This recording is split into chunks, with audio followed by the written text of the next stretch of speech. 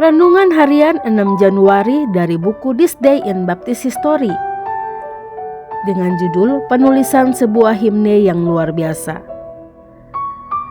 Nats yang diambil Kisah Para Rasul 20 ayat 17 sampai 38. Dilahirkan 6 Januari 1740 hari ini, gembala sidang muda dan berbakat dari Gereja Baptis Westgate, Inggris, telah bertobat di usia 16 tahun saat mendengar khotbah dari George Whitefield. Di umur 19, John Fawcett telah dibaptis masuk ke dalam keanggotaan Gereja Baptis di Bradford. Penabisannya terjadi pada tahun 1765 sambil kemudian ia menggembalakan di Westgate. Talenta dan kebudayaan Fawcett yang luas menjadi terkenal kemana-mana melalui hasil karya puisi dan prosanya yang diterbitkan dan melalui akademi yang ia dirikan yang berkembang pesat. 6 tahun setelah Fawcett memulai penggembalaan di Westgate, Dr. John Gill yang terkenal itu meninggalkan jemaat baptis yang masyhur di Southwark, London, tanpa seorang gembala. Seiring berjalannya waktu, gembala John Fawcett ditawarkan posisi itu dan menerima panggilan ke London.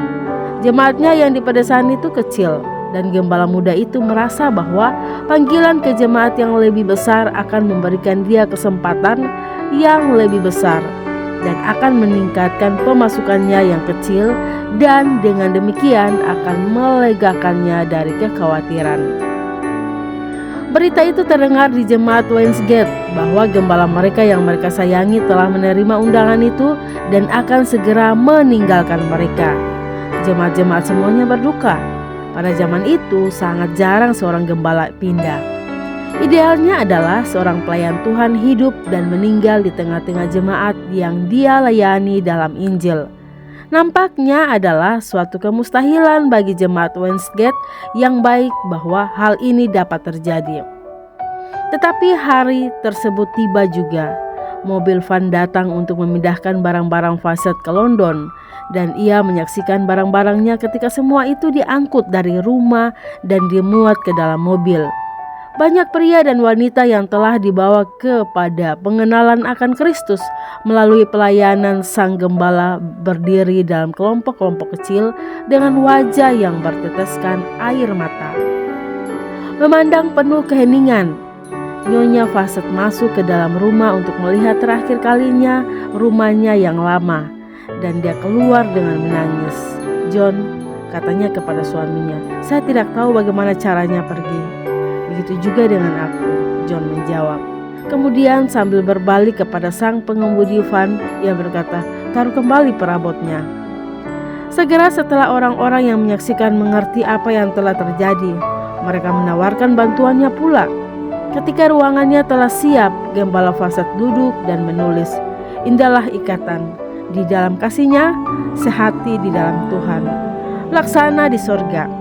Dalam tahun-tahun belakangan, Fawcett menjadi seorang doktor divinity dan diundang menjadi kepala sekolah di Bristol College, tetapi ia meninggal sebagaimana ia hidup di antara jemaatnya.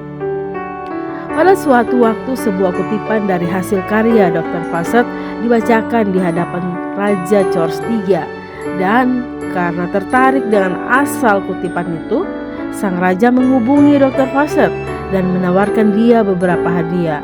Sang gembala menolak tawaran itu untuk dirinya sendiri, tetapi kemudian menerimanya untuk menyelamatkan satu orang dari hukuman mati dan beberapa orang lainnya dari hukuman berat. Kali berikutnya Anda menyanyikan himne perpisahan yang luar biasa itu, ingatlah gembala Fawcett dan istrinya dan jemaat Westgate yang terkasih. Renungan tambahan Dr. Sontoliau. Poin pertama, motivasi termurni adalah salah satu kaki tripod yang dipegang teguh GBIA. Tanpa motivasi yang murni, Fawcett tidak mungkin membatalkan perpindahannya ke kota London untuk menggembalakan jemaat besar. Apakah motivasi Anda menjadi Kristen itu karena merasa dikasihi Tuhan yang menanggung semua dosamu? Atau Anda jadi Kristen karena ditipu pendeta teologi sukses yang membohongi kamu bahwa jadi Kristen akan berlimpah berkat materi? Dan jika Anda adalah seorang pengkhotbah, apa yang motivasi Anda menjadi seorang pengkhotbah? Saya tidak pernah mau menawarkan perkara materi dan duniawi untuk menarik orang kepada Kristus. Satu-satunya motivasi orang datang kepada Kristus seharusnya karena pengampunan atas dosa-dosanya. Poin kedua, Facet itu melayani jemaat baptis independen. Jika di gereja negara atau sinode, maka dia tidak bisa memilih melainkan dipindahkan dengan surat keputusan yang diteken atas namanya. Jemaat yang tidak independen bukanlah jemaat yang dikehendaki Tuhan dan tidak mungkin Alkitabiah. Sangat gampang untuk mencari gereja Alkitabiah. Salah satu tandanya ialah gereja itu bersifat independen. Ia tidak dibawa sinode, kepausan, bahkan pemerintahan duniawi karena ia adalah tubuh Kristus. Bahkan kuasa alam maut pun tidak berkuasa atas jemaat yang adalah tubuh Kristus. Poin ketiga, gembala mengasihi jemaat dan jemaat juga mengasihi gembala adalah hal yang sangat patut dan benar. Jika ada kasih, maka tidak mungkin tidak saling memperhatikan. Kata Rasul Paulus, dan baiklah dia yang menerima pengajaran dalam firman, membagi segala sesuatu yang ada padanya dengan orang yang memberikan pengajaran itu. Galatia pasal 6 ayat 6. Gembala dan jemaat dalam kasih dengan satu motivasi, semuanya untuk Tuhan yang menggantikan kita dihukumkan di kayu salib. Pemberitaan Injil dan pendirian jemaat lokal bisa berkesinambungan sampai Tuhan jemput kita. Jika ada orang yang mempersembahkan diri dan ada jemaat yang mengasihinya, amatilah dan renungkanlah peran Anda. Demikian renungan hari ini 6 Januari bersama saya Lina Dadi. Tuhan Yesus menyertai dan Maranatha.